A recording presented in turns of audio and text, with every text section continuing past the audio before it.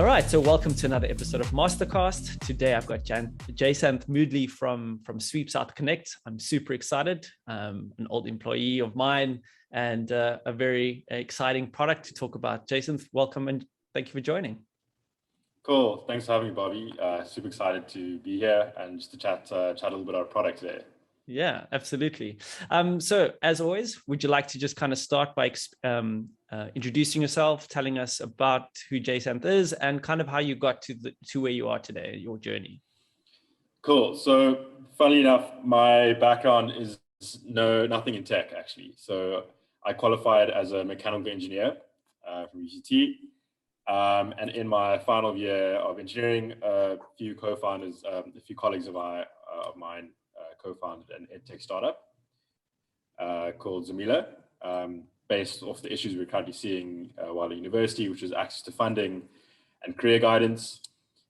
So in a nutshell, we basically provided free online career guidance to high school students, and then use personality assessment to guide them down the right path, to help them find the right degrees to pursue, as well as the funding for those degrees.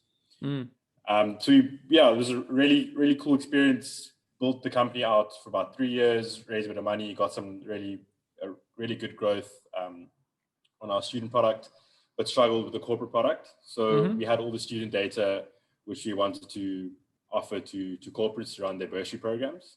So we created a software as a service bursary management platform to allow corporates to access the student data as well as manage the bursaries to make sure that, the money they're investing in students actually, going to the right students. Yeah. But coming from university, we didn't really have that that insight into B2B sales, and the time it took, and just basically how to navigate the corporate world.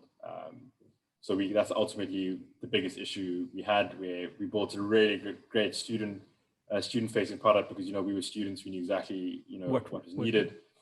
Yeah, but on the corporate side, we really struggled to get a foot in the door and to get some pilots running. And then after the money we raised, and we went through a few accelerators, we went through Ingenie EdTech Accelerator and Google Launchpad, Africa, which came with some funding, but we couldn't get the traction needed on the bursary management platform, which is ultimately how we were going to monetize the business, and had to close after about 3 years. And round about the time of, asking anyone for advice or help on how to resurrect this business, I'd done that first 365 chat and met Aisha, and she actually was friends with one of our angel investors, Bas Hostenbach. And I had a really good discussion with her about, ideas about how to try to save the business. And, time we actually had to let our developers go, and SweepSouth happened to be hiring developers. So one of our lead engineers moved over to SweepSouth.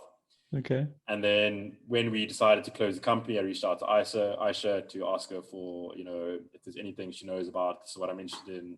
Yeah. And then around about this time, SweepSouth looking for a product manager to launch the new product. And it was quite a natural transition for me, because I found my role at the startup was COO, but I had to do pretty much everything. And I really found myself enjoying the product roles that that I was involved in. So user testing, product development, figuring out what our users want. It was quite an easy transition for me into product management. Without proper formal experience, but with I feel the practical knowledge needed to launch a new product with SweepSouth. Okay, so here's the first curveball question: is what would you tell yourself? What would you tell yourself 3 years ago? So what you've now learned, what advice would you give that guy 3 years ago? I actually often ask myself that question. Oh, really? So I would say build a corporate platform first, because that's going to make you money. Okay. Students are an easy thing. I feel like it's an easy product to build for student, because what student isn't going to sign up for a free platform that could potentially get them a bursary? The hard part is actually building a platform for your user. For your customer. Exactly. We didn't have that when we started. We didn't have that distinction between users and customers. because, Yeah. we were just literally coming from engineering, building cool shit. Yeah. So the biggest mistake that I would go back and change would probably be building that corporate platform first, getting a pilot and just testing as much as possible, because that's what we did with the student platform, and we built a cool product. Yeah. But it was never we were never going to monetize the student product. It was always going to be free. Amazing. But Hey. the corporate platform, we started too late, too far down a runway. And we just couldn't crack it in time for B2B sales. Yeah. Find yourself chasing. It was really stressful and frustrating, because corporate sales cycles are like 6 to 12 months. And that's pretty much our entire runway. Yeah, exactly. And we just couldn't get that in sync, and get enough interest to run some pilots. Yeah, it's quite cool. So I did a talk myself about 2 years ago, and I also brought up the concept of user versus customer. And someone after the talk came to me and was like, I've never really thought about it. And it's actually a very important concept to understand, the difference between a user and a customer. Everyone kind of just puts them together. But I can only imagine that all those lessons that you learned while doing your first startup helped you build, into this product space. Because I mean, wow, it really does connect so massively. So do you kind of want to tell us? It's just nice that I don't have to worry about fundraising now. I can just worry about Then I should worry about that, right? building a cool product, yeah. Okay, cool. So let's go into the SweepSouth of life, where you are now. And the reason I reached out, because I saw a post, and obviously SweepSouth is dear to me as well. So I saw that you guys have expanded your product. So do you want to just explain the SweepSouth Connect, and just what it is and what you guys are trying to achieve with it? Cool. So I mean, SweepSouth Connect helps customers find professional services within minutes. So think of plumbers, electricians, handymans, and then even online services, web developers, graphic designers, social media marketers. It is really a natural progression from our core service, which is cleaning. We found that we've been pretty established within South Africa in the cleaning services. What other services can we offer to our customers? Which is why we branched into Connect, which is for any professional service. We initially started off with artisans, but then funnily enough, so I joined at the start of 2020. We pretty much put a critical path to launch, because it was still beta when I started. Launched a month later, pandemic, and I had to reevaluate a lot. Yes. Wow. Which is why we went into a bit more of product development mode, less operational growth, and we opened up to online services, which is where the more freelance services came in. I feel like we could probably talk about the impact of COVID and SweepSouth in general, whether it was Connect or the core product. That could be an episode all on its own, right? Completely. It was last year was quite a roller coaster, but we've definitely come out much stronger from it. Yeah. So do you want to just kind of explain? You say you started from I remember the artisan approach, so going towards the plumbers and the electricians and all of that. So, I mean, obviously what the COVID did kind of make you have to evaluate what you wanted to do. Can you just explain like that process that you guys went through in terms of saying, okay, cool, we have this platform, because we've got other platforms like Gumtrees and Fiverr and all of these other things that kind of provide a similar type of platform or marketplace, that I'd like to call it. Do you just want to kind of say how you guys came to that part of saying, okay, cool, let's expand it. How did you find where the needs were, where the gaps were? How did you guys figure out which direction to take? So, I mean, during level 5 lockdown, only essential services were allowed to operate. So some of our artisans fell under that, but for very, very specific requirements, like, you have no power at home, you need an electrician. Yeah. So we weren't seeing, so obviously our request volumes dropped quite significantly. So we looked at what services could we add. So like we had all the functionality of a marketplace. The great thing around Connect is that it's centered around a chat, like tools within a chat. Okay. So we give customers and pros the tools they need to get to like a point of value, and it also gives us enough structure in an unstructured environment where mm. the core product goes through a very step-by-step booking funnel, very structured. We know these are the variants in the service, and there's that. With Connect, because we offer so many services, there are too many variants to plan for. So what is the best way that we can add some sort of structure to an unstructured service? And we thought that's through chat. So we had all these tools available. Now just figuring out, okay, cool, on the pandemic and the way we're allowed to operate, what are the best type of services we can look at adding? So a lot of that research came through, surveying our customers and looking at competitors and looking at the services that are in demand. Fiverr being one of them. Gumtree's a bit tricky because you don't really have that community sort of quality control or vetting. So where we pride ourselves is, it's trusted and vetted professionals. All the pros that on the platform have gone through our vetting processes. We've done the IDs, we've done the qualification checks, we've done reference checks, and we have our community quality control. And that took us to a whole bunch of services. I think we added around 10 services in the space of a few weeks. To be honest, I'd say about 60% were a hit, 40% were like a complete miss. But with the way we mobilized, we were pretty happy with that and where the product was at the time. So can you kind of explain what the SweepSouth kind of, so unpacking all of that, what is your current vision at the moment? So obviously we're kind of going out of the pandemic now. SweepSouth's got a great name for how it's trying to, help the unemployment rates and creating jobs for people. And obviously Connect is also going to be doing that. But what would you say, and how did you come up with, or how did the team come up with the Connect vision? Like, what are you guys trying to achieve? What's your North Star metric that you're looking at? So I'd say the company vision is moving away from just being known as cleaning. Exactly. Yeah. For a long time, if people knew about SweepSouth, they'd only say, okay, the Uber for domestic workers. But oh my gosh, I just remembered myself saying that so many times. Yeah. That's, I suppose when you saw SweepSouth, that was the only product. That was a call, yeah. And the Uber 4 is the easiest way to exactly give baseline understanding to anyone who's never heard of it. But over the course of the last 2 years, we are way more than just cleaning. There's indoor, there's outdoor, there's Connect, there's insurance. It's really, we want to become the service that manages your household. Okay, that's cool. So any service you need, or SweepSouth's got you covered.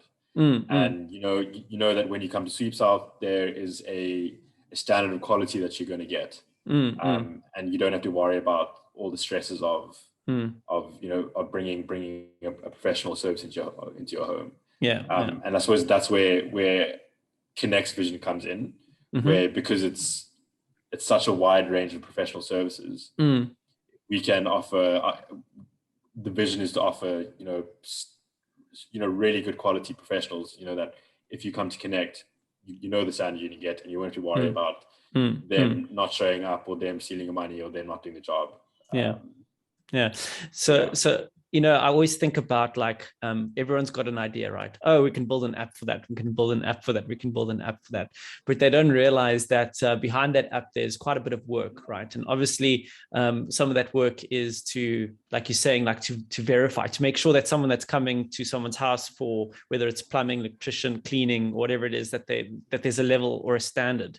And there's a lot of work behind that. Do you kind of want to just say what happens behind the scenes, that challenge of saying, okay, cool, here is a vetted electrician or whatever it is. Can you just explain that concept? Because everyone just thinks about the app and not the background that's happening. Yeah. So with the aim to keep it as scalable as possible, I think some of the difficulties we had with Core was that our operation requirements were super, super heavy, which, hindered made it difficult for us to scale. So with Connect, we've kept remote onboarding up till now. So when pros onboard, they're required to submit their identification documents, relevant qualifications to the service. and references from 3 past customers, which we call. And part of that reference check process is making sure that the pro is who they say they are, that the service they offered was up to standard, and that the interaction with the pro was professional, and the customer was happy at the end of the day.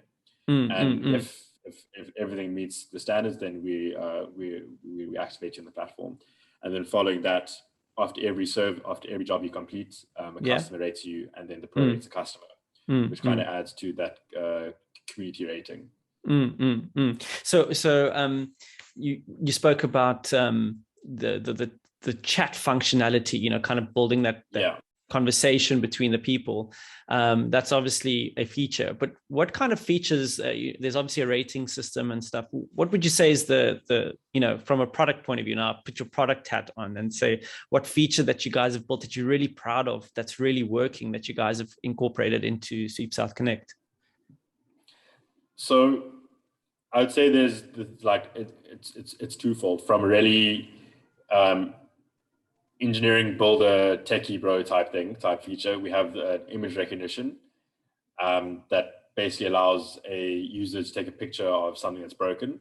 Oh, wow. And then it goes through image recognition, and we can say, based on the picture you've taken, based on the picture you sent, we think you need a plumber. So take a picture of your broken sink, your toilet. We recommend a plumber. Take a picture of your laptop, or recommend IT service. Take a picture of your, whatever. At cool. the moment, it's still pretty limited because we only offer 28 services. But we see this as a long-term play, that when we offer hundreds and hundreds of services, it's really going to help the user find the right service. Do you find that people are using that feature, or do they prefer to still speak? So that's where the caveat comes. So at the moment, so for me, from a builder, it's like, this is so cool. We built this really cool thing. But it's not in high use yet. Okay. What I would say is the most rewarding feature is probably the tools we built in the chat. Okay. We've included a basic chatbot to help both users, move down the funnel based on where they are. So we can pick up, okay, the users needs to accept a quote, or the pro needs to provide a quote, or they need to schedule a job, and we can help both sides kind of get there. Yeah. That's probably been, for me, that's one of the coolest things. Okay. And then recently, you picked up that we launched in Nigeria. The work we've done to internationalize the product, which is not really a front end feature, it's kind of a back end feature for us, has been incredibly rewarding to see. Because I suppose the engine at the end of the day is the same. Is it not the same? I mean, you've got a different front end, or are you allowed to explain that to us or not? In terms of internationalization? Well, why was it so difficult from a back end point of view? I thought it would probably be the same engine because it's the same kind of system. Yeah, so I think the way we built it to be able to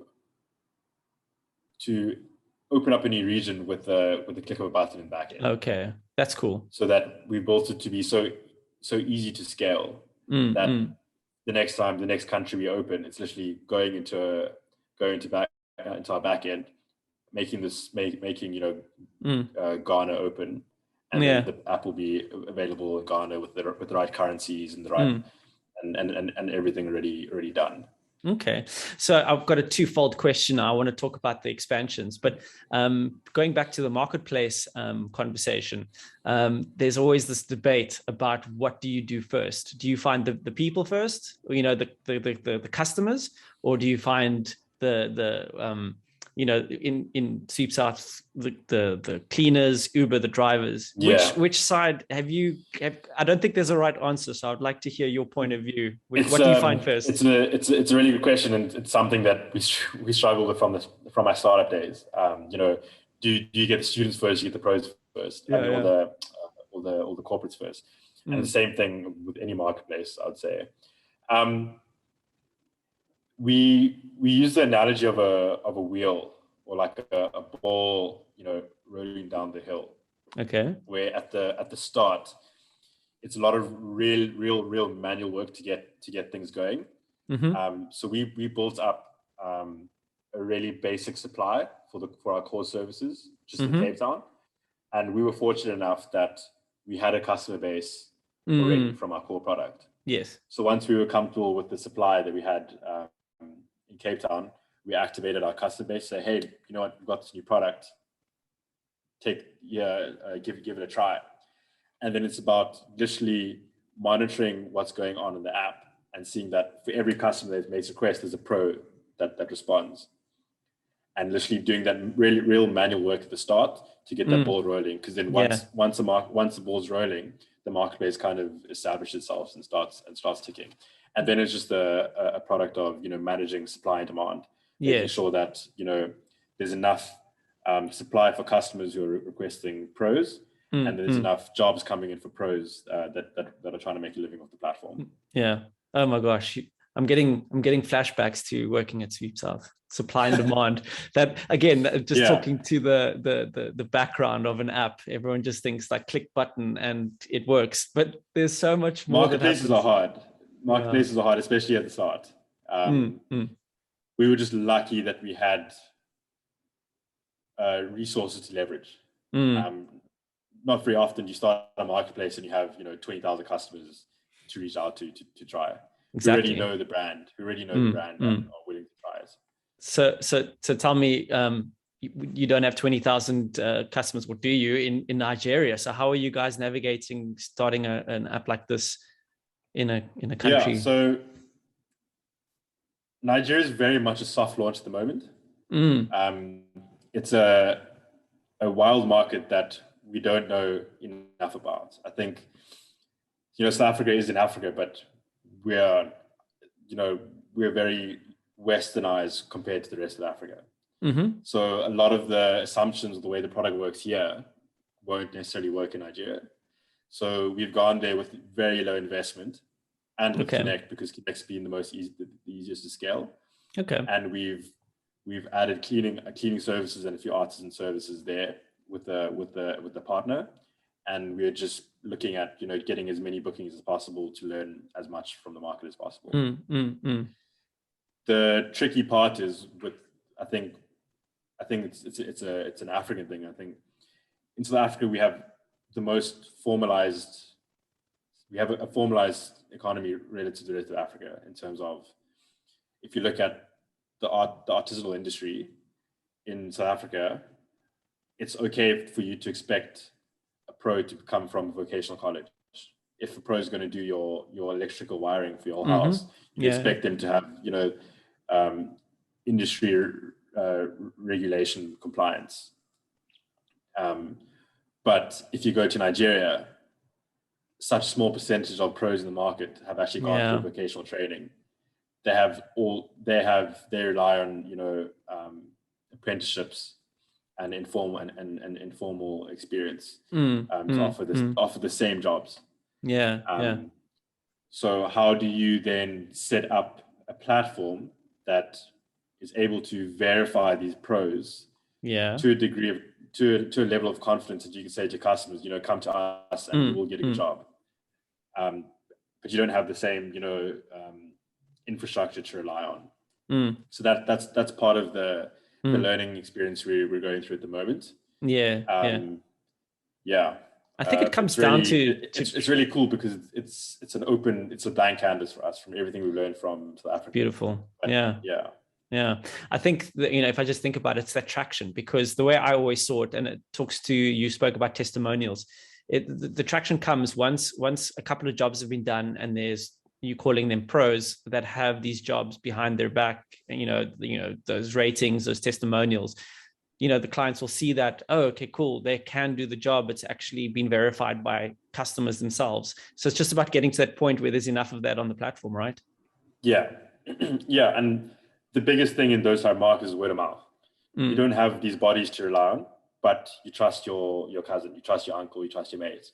Yeah, exactly. To tell you that, you know, I've had this pro do this job in my house, you know, he's good to do it in your house too. Cool. That's amazing. All right. So I got one or two last questions very quickly. Sure. If you had to say your biggest lesson in product as a product manager, since your journey towards being a founder to a product manager, what would that biggest lesson be? Never. I think two things. Never underestimate the value of user feedback. As a product person, and I think actually coming from an engineering background and being a builder and going to product, it's very easy to come up with these really awesome ideas and build cool shit. But if it's not actually aligned with your users' pain points, it's pointless. Yeah.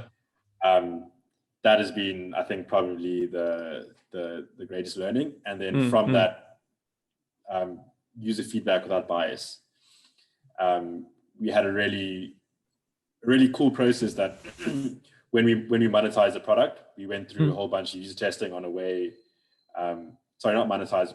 We rebuilt the way pros interact and manage their leads. Okay. So on a day-to-day, a pro manages their leads and interacts with customers and moves and like qualifies a lead into a job. We built this really cool system, and then when we tested it with some pros, it just it didn't click. There was just too much that we had to explain to them. Yeah. And we actually had to go completely back to the drawing board and relook at it. And if we had just built that and had these biases go into this user testing, we would have built the wrong thing. Yeah. And then we went back to the drawing board, looked at what is the app that pros use the most day to day, and that's WhatsApp. So how can we leverage WhatsApp's user interface together with the way a pro should manage their leads, and then try that, and that was the best way forward, and that's what we ended up doing. That's fantastic. I think that's such a good point. Going in to get user feedback with a bias, because then you're not going to actually take what's the word, constructive criticism on your ideas.